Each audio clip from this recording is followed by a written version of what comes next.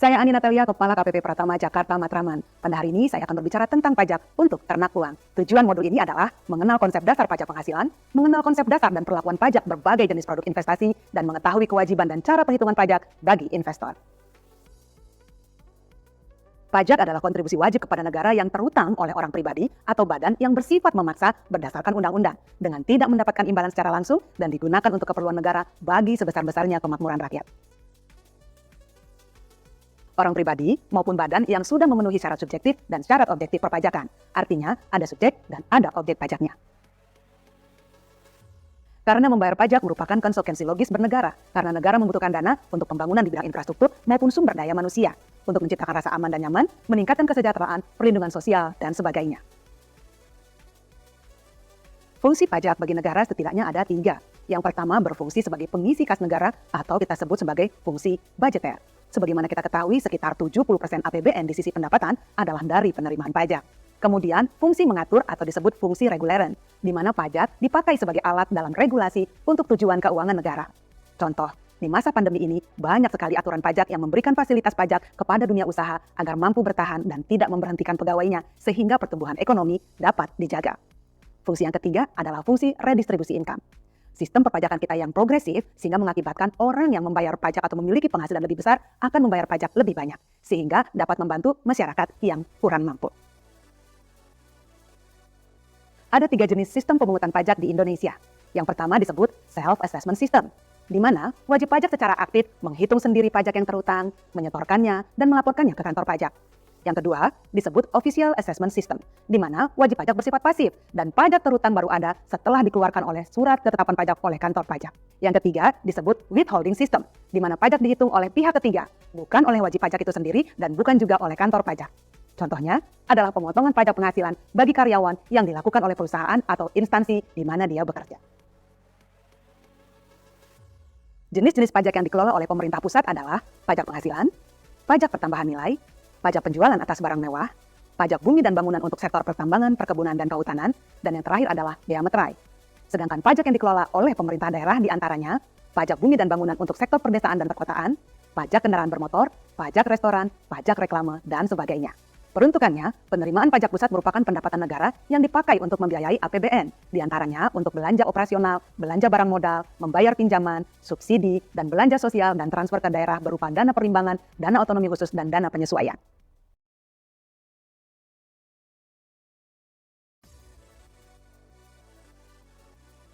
Beberapa istilah pajak yang perlu diketahui. Pertama, NPWP, nomor pokok wajib pajak, yaitu nomor yang diberikan kepada wajib pajak sebagai sarana dalam administrasi perpajakan yang digunakan sebagai tanda pengenal diri atau identitas wajib pajak dalam melaksanakan hak dan kewajiban perpajakannya. 2.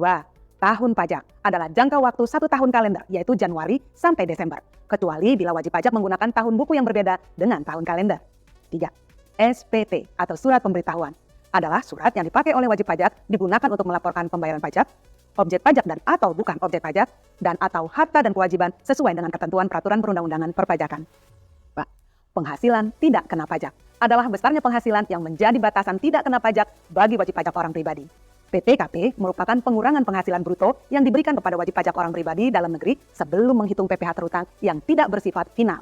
Besaran PTKP diatur dalam undang-undang dan atau peraturan Menteri Keuangan. Kelima, pekerjaan bebas. Ini adalah pekerjaan yang dilakukan oleh orang pribadi yang mempunyai keahlian khusus sebagai usaha untuk memperoleh penghasilan yang tidak terikat oleh satu hubungan kerja. Kata kunci pada pekerjaan bebas adalah orang pribadi yang mempunyai keahlian khusus seperti dokter, pengacara, akuntan, notaris, penceramah, pemain sinetron, dan sebagainya. Seseorang wajib memiliki NPWP ketika sudah memenuhi persyaratan subjektif dan objektif, yaitu saat orang pribadi mempunyai usaha atau pekerjaan bebas atau saat penghasilannya sudah melebihi penghasilan tidak kena pajak. Untuk SPT tahunan pajak penghasilan wajib pajak orang pribadi, wajib lapor pajak paling lambat 3 bulan setelah berakhirnya tahun pajak. Jadi tahun pajak Januari sampai Desember, maka SPT tahunan dilaporkan paling lambat tanggal 31 Maret tahun berikutnya. Cara pendaftaran NPWP dapat dilakukan secara langsung ke kantor pajak dengan mengisi formulir pendaftaran NPWP atau secara elektronik melalui e-registration di situs pajak www.pajak.go.id. Untuk wajib pajak orang pribadi, maka harus disiapkan KTP untuk WNI atau paspor, KITAS, atau kitab untuk WNA. Bagi yang melakukan kegiatan usaha, harus dilengkapi juga dengan surat izin kegiatan usaha dari instansi yang berwenang atau surat keterangan tempat kegiatan usaha atau pekerjaan bebas dari pejabat pemerintah daerah, sekurang-kurangnya lurah atau kepala desa. Atau surat pernyataan bermeterai dari wajib pajak orang pribadi WNI yang menyatakan bahwa yang bersangkutan benar melakukan kegiatan usaha atau pekerjaan bebas. Orang pribadi yang telah terdaftar sebagai wajib pajak ditandai memiliki NPWP, mempunyai kewajiban untuk menyampaikan surat pemberitahuan SPT tahunan pajak penghasilan. SPT wajib diisi dengan benar, lengkap, dan jelas dalam bahasa Indonesia dengan menggunakan huruf Latin, angka Arab, satuan mata uang rupiah, dan menandatangani serta menyampaikannya ke kantor pelayanan pajak atau tempat lain yang ditetapkan oleh Direktur Jenderal Pajak. Dan saat ini, lapor SPT bisa dilakukan secara elektronik atau online. Untuk dapat lapor pajak secara online melalui website www.pajak.go.id atau biasa disebut e-filing, kita harus terlebih dahulu memiliki EFIN atau Electronic Filing Identification Number. Cara memperoleh EFIN dapat dilakukan secara offline ke kantor pelayanan pajak atau dapat juga dilakukan secara online di efin.pajak.go.id. Pastikan EFIN diaktifasi sehingga kita dapat melakukan transaksi perpajakan secara online, termasuk lapor pajak dengan e-filing. Berikut ini cara lapor pajak secara online. Pertama, buka DJP online dengan memilih login pada www.pajak.go.id. Masukkan NPWP dan kata sandi, lalu masukkan kode keamanan atau CAPTCHA dan klik login. Pilih menu lapor, kemudian pilih layanan e-filing. Pilih buat SPT dan ikuti panduan pengisian e-filing.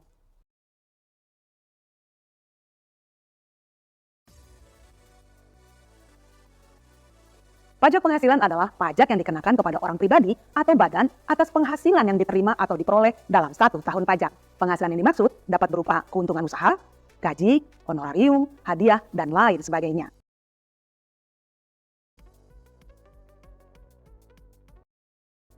Objek PPh adalah penghasilan, yaitu setiap tambahan kemampuan ekonomis yang diterima atau diperoleh wajib pajak, baik yang berasal dari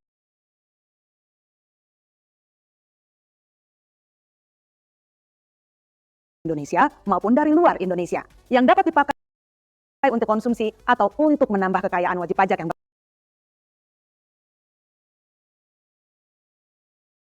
bersangkutan dengan nama dan dalam bentuk apapun. Contoh, penggantian atau imbalan berkenaan dengan pekerjaan atau jasa yang diterima atau diperoleh, termasuk gaji, upah, tunjangan, honorarium, komisi, bonus, gratifikasi, uang pensiun, atau imbalan lainnya. Hadiah dari undian atau pekerjaan atau kegiatan dan penghargaan, laba usaha, keuntungan karena penjualan atau karena pengalihan harta, termasuk keuntungan karena pengalihan harta kepada perseroan, persekutuan, dan badan lainnya sebagai pengganti saham atau penyertaan modal. Keuntungan karena pengalihan harta kepada pemegang saham, sekutu, atau anggota yang diperoleh perseroan, persekutuan, dan badan lainnya. Keuntungan karena likuidasi, penggabungan, peleburan, pemekaran, pemecahan, pengambil alihan usaha, atau reorganisasi dengan nama dan dalam bentuk apapun. Keuntungan karena pengalihan harta berupa hibah, bantuan, atau sumbangan, kecuali yang diberikan kepada keluarga saudara dalam garis keturunan lurus 1 derajat dan badan keagamaan, badan pendidikan, badan sosial, termasuk yayasan, koperasi, atau orang pribadi yang menjalankan usaha mikro dan kecil. Penerimaan kembali pembayaran pajak yang telah dibebankan sebagai biaya dan pembayaran tambahan pengembalian pajak, bunga, termasuk premium, diskonto, dan imbalan karena jaminan pengembalian utang, dividen, dengan nama dan dalam bentuk apapun, termasuk dividen dari perusahaan asuransi kepada pemegang polis dan pembagian sisa hasil usaha koperasi, royalti atau imbalan atas penggunaan hak, sewa dan penghasilan lain sehubungan dengan penggunaan harta, penerimaan atau perolehan pembayaran berkala, keuntungan karena pembebasan utang, kecuali sampai jumlah tertentu yang ditetapkan pemerintah, keuntungan selisih kurs mata uang asing, selisih lebih karena penilaian kembali aktiva, premi asuransi, iuran yang diterima oleh perkumpulan dari anggotanya yang terdiri dari wajib pajak yang menjalankan kegiatan usaha atau pekerjaan bebas, tambahan kekayaan neto yang berasal dari penghasilan yang belum dikenakan pajak, penghasilan dari usaha berbasis syariah, imbalan bunga, dan surplus Bank Indonesia. Bantuan atau sumbangan termasuk zakat yang diterima oleh badan amil zakat atau lembaga amil zakat yang dibentuk atau disahkan oleh pemerintah dan yang diterima oleh penerima zakat yang berhak, atau sumbangan keagamaan yang sifatnya wajib bagi pemeluk agama yang diakui di Indonesia. Harta hibahan yang diterima oleh keluarga saudara dalam garis keturunan lurus 1 derajat, badan keagamaan, badan pendidikan, badan sosial termasuk yayasan, koperasi, atau orang pribadi yang menjalankan usaha mikro dan kecil yang ketentuannya diatur dengan atau berdasarkan peraturan Menteri Keuangan sepanjang tidak ada hubungan dengan usaha, pekerjaan, kepemilikan, atau penguasaan di antara pihak-pihak yang bersangkutan. Warisan, harta termasuk setoran tunai yang diterima oleh badan sebagai pengganti saham atau sebagai pengganti penyertaan modal, penggantian atau imbalan sehubungan dengan pekerjaan atau jasa yang diterima atau diperoleh dalam bentuk natura dan atau kenikmatan dari wajib pajak atau pemerintah, kecuali yang diberikan oleh bukan wajib pajak yang dikenakan pajak secara final, atau wajib pajak yang menggunakan norma penghitungan khusus atau deemed profit. Pembayaran dari perusahaan asuransi kepada orang pribadi sehubungan dengan asuransi kesehatan, asuransi kecelakaan, asuransi jiwa, asuransi dwiguna, dan asuransi beasiswa. dividen atau bagian laba yang diterima atau diperoleh perseroan terbatas sebagai wajib pajak dalam negeri, koperasi, badan usaha milik negara atau badan usaha milik daerah dari penyertaan modal para badan usaha yang didirikan dan bertempat kedudukan di Indonesia dengan syarat dividen berasal dari cadangan laba yang ditahan. Dan bagi perseroan terbatas, badan usaha milik negara dan badan usaha milik daerah yang menerima dividen, kepemilikan saham pada badan yang memberikan dividen paling rendah 25% dari jumlah modal yang disetor. Iuran yang diterima atau diperoleh dana pensiun yang pendiriannya telah disahkan Menteri Keuangan, baik yang dibayar oleh pemberi kerja maupun pegawai. Penghasilan dari modal yang ditanamkan oleh dana pensiun dalam bidang-bidang tertentu yang ditetapkan dengan keputusan Menteri Keuangan. Bagian laba yang diterima atau diperoleh anggota dari perseroan pemanditer yang modalnya tidak terbagi atas saham-saham, persekutuan, perkumpulan, firma, dan kongsi, termasuk pemegang unit penyertaan kontrak investasi kolektif. Penghasilan yang diterima atau diperoleh perusahaan modal ventura berupa bagian laba dari badan pasangan usaha yang didirikan dan menjalankan usaha atau kegiatan di Indonesia dengan syarat badan pasangan usaha tersebut merupakan perusahaan mikro, kecil, menengah, atau yang menjalankan kegiatan dalam sektor-sektor usaha yang diatur dengan atau berdasar peraturan Menteri Keuangan, dan sahamnya tidak diperdagangkan di Bursa Efek di Indonesia. Beasiswa yang memenuhi persyaratan tertentu yang ketentuannya diatur lebih lanjut dengan atau berdasarkan peraturan Menteri Keuangan. Sisa lebih yang diterima atau diperoleh badan atau lembaga nirlaba yang bergerak dalam bidang pendidikan dan atau bidang penelitian dan pengembangan yang telah terdaftar pada instansi yang membidanginya, yang ditanamkan kembali dalam bentuk sarana dan prasarana kegiatan pendidikan dan atau penelitian dan pengembangan dalam jangka waktu paling lama 4 tahun sejak diperolehnya sisa lebih tersebut. Ketentuannya diatur lebih lanjut dengan atau berdasarkan peraturan Menteri Keuangan. Dan bantuan atau santunan yang dibayarkan oleh Badan Penyelenggara Jaminan Sosial kepada wajib pajak tertentu yang ketentuannya diatur lebih lanjut dengan atau berdasarkan peraturan Menteri Keuangan. Mulai tahun pajak 2022, tarif pajak penghasilan untuk wajib pajak orang pribadi adalah sebagai berikut. Penghasilan sampai dengan 60 juta, tarifnya 5%. Penghasilan 60 sampai 250 juta, tarifnya 15%. Penghasilan 250 sampai dengan 500 juta, tarifnya 25%. Penghasilan 500 juta sampai 5 miliar, tarifnya 30%, dan penghasilan di atas 5 miliar rupiah, tarifnya 35%. Pada tahun pajak 2021 ada sedikit perbedaan, yaitu penghasilan sampai dengan 50 juta rupiah, tarifnya 5%, penghasilan 50 juta rupiah sampai dengan 250 juta rupiah, tarifnya 15%, penghasilan 250 juta sampai dengan 500 juta rupiah, tarifnya 25%, dan penghasilan di atas 500 juta rupiah, tarifnya 30%. Sedangkan untuk wajib pajak badan, mulai tahun pajak 2022, besarnya adalah 22%. Menghitung pajak penghasilan yaitu penghasilan dikalikan tarif progresif. Contoh, menghitung pajak penghasilan orang pribadi yang penghasilan netonya pada tahun 2022 sebesar 1 miliar rupiah. Bracket pertama, penghasilan 60 juta dikali tarif 5%. Yaitu 3 juta rupiah. Bracket kedua, 190 juta dikalikan 15%, yaitu 28,5 juta. Bracket ketiga, 250 juta dikali 25%, yaitu 62,5 juta. Bracket berikutnya itu 500 juta dikali 30%, yaitu 150 juta. Sehingga total pajak penghasilannya adalah 244 juta.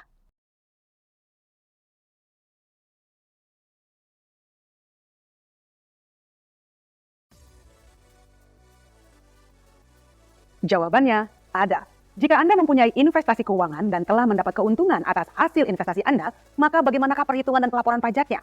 Secara sederhana, atas kepemilikan aset pasar modal berarti dilaporkan di SPT pada bagian harta. Apabila modal untuk berinvestasi tersebut berasal dari pinjaman, berarti dilaporkan di bagian kewajiban.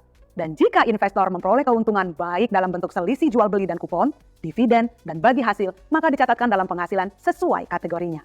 Pajak penghasilan atas penghasilan berupa bunga deposito dan tabungan serta diskonto SBI adalah objek pajak dan dipotong PPh yang bersifat final. Termasuk dalam pengertian bunga di atas adalah bunga yang diterima atau diperoleh dari deposito dan tabungan yang ditempatkan di luar negeri melalui bank yang didirikan atau bertempat kedudukan di Indonesia atau cabang bank luar negeri di Indonesia. Ketentuan itu tidak berlaku terhadap orang pribadi subjek pajak dalam negeri yang seluruh penghasilannya dalam 1 tahun pajak termasuk bunga dan diskonto tidak melebihi penghasilan tidak kena pajak atau PTKP. Pengenaan pajak penghasilan atas bunga dari deposito dan tabungan serta diskonto sertifikat Bank Indonesia adalah sebagai berikut. Dikenakan pajak final sebesar 20% dari jumlah bruto terhadap wajib pajak dalam negeri dan bentuk usaha tetap. Dikenakan pajak final sebesar 20% dari jumlah bruto atau dengan tarif berdasarkan perjanjian penghindaran pajak berganda yang berlaku terhadap wajib pajak luar negeri. Pemotongan pajak atas penghasilan berupa bunga deposito dan tabungan serta diskonto sertifikat Bank Indonesia tidak dilakukan terhadap bunga dari deposito dan tabungan serta diskonto sertifikat Bank Indonesia sepanjang jumlah deposito dan tabungan serta sertifikat Bank Indonesia tersebut tidak melebihi Rp7.500.000. dan bukan merupakan jumlah yang dipecah-pecah. Bunga dan diskonto yang diterima atau diperoleh bank yang didirikan di Indonesia atau cabang bank luar negeri di Indonesia. Bunga deposito dan tabungan serta diskonto sertifikat Bank Indonesia yang diterima atau diperoleh dana pensiun yang pendiriannya telah disahkan oleh Menteri Keuangan sepanjang dananya diperoleh dari sumber pendapatan sebagaimana dimaksud dalam pasal 29 Undang-Undang Nomor 11 Tahun 1992 tentang dana pensiun. Bunga tabungan pada bank yang ditunjuk pemerintah dalam rangka pemilikan rumah sederhana dan sangat sederhana. Kapling siap bangun untuk rumah sederhana dan sangat sederhana atau rumah susun sederhana sesuai dengan ketentuan yang berlaku untuk dihuni sendiri. Obligasi adalah surat utang dan surat utang negara yang berjangka waktu lebih dari 12 bulan. Surat utang negara adalah surat berharga yang berupa surat pengakuan utang baik dalam mata uang rupiah maupun valuta asing yang dijamin pembayaran bunga dan pokoknya oleh negara Republik Indonesia sesuai dengan masa berlakunya yang terdiri atas surat perbendaharaan negara dan obligasi negara. Bunga obligasi adalah imbalan yang diterima dan atau diperoleh pemegang obligasi dalam bentuk bunga dan atau diskonto. Atas penghasilan yang diterima dan atau diperoleh wajib pajak berupa bunga obligasi dikenai pemotongan pajak penghasilan yang bersifat final.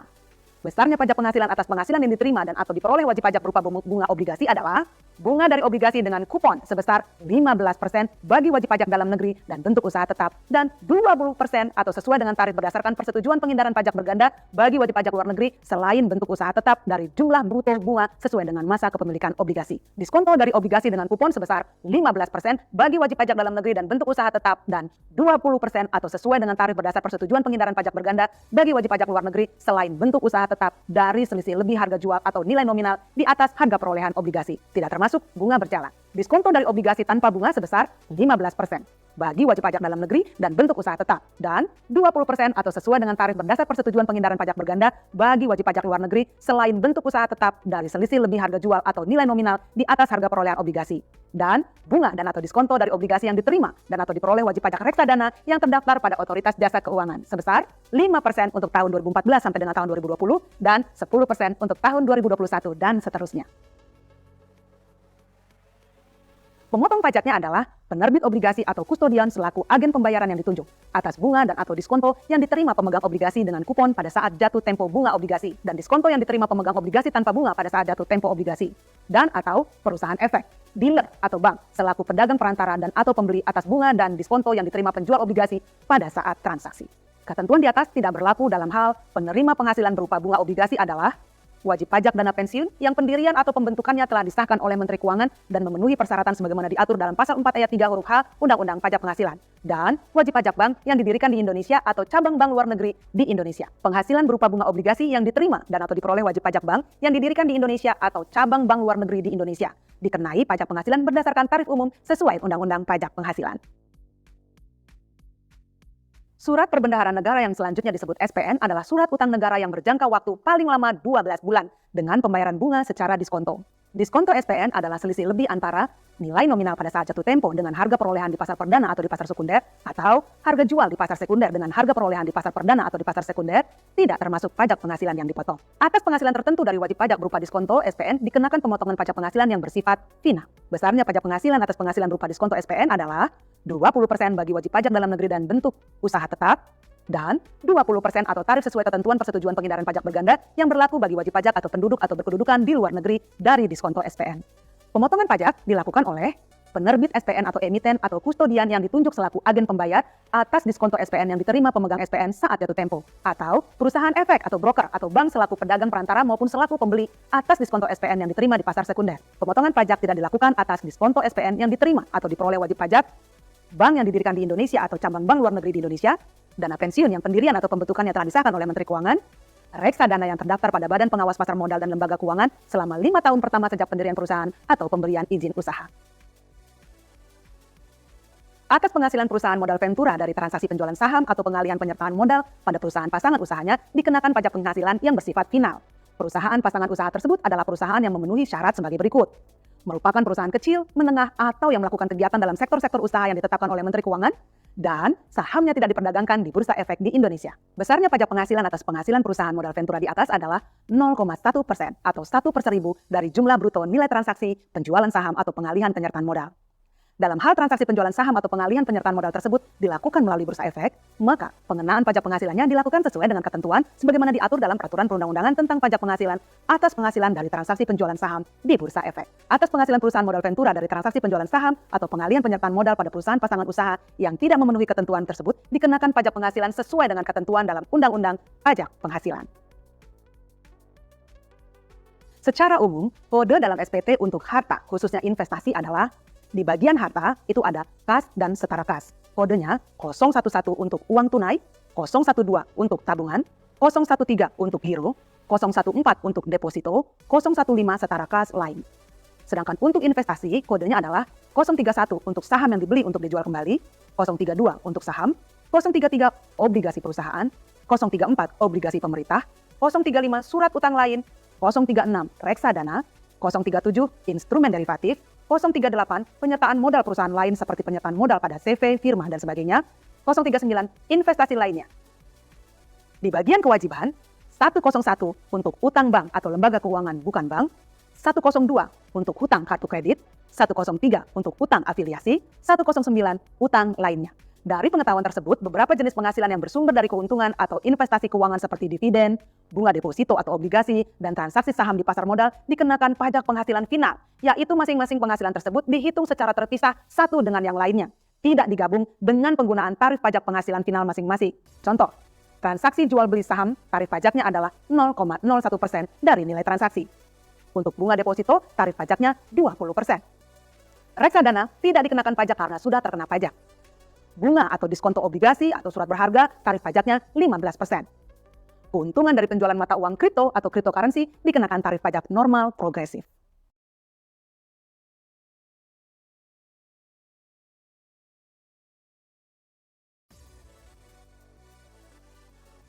Saat ini, Direktorat Jenderal Pajak belum mengeluarkan peraturan terkait pemotongan atau pemungutan pajak atas aset digital.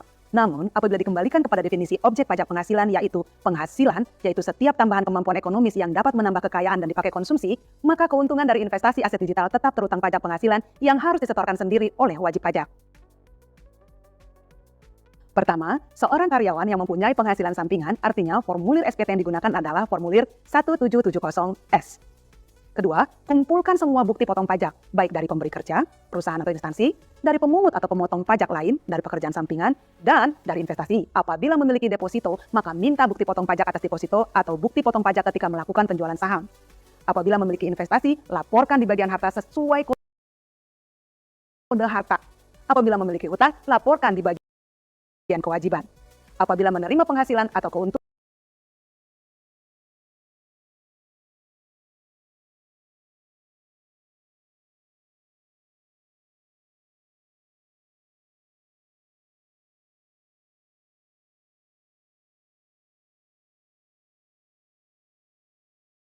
dari reksadana, karena ini bukan objek pajak, maka laporkan dalam bagian penghasilan bukan objek pajak.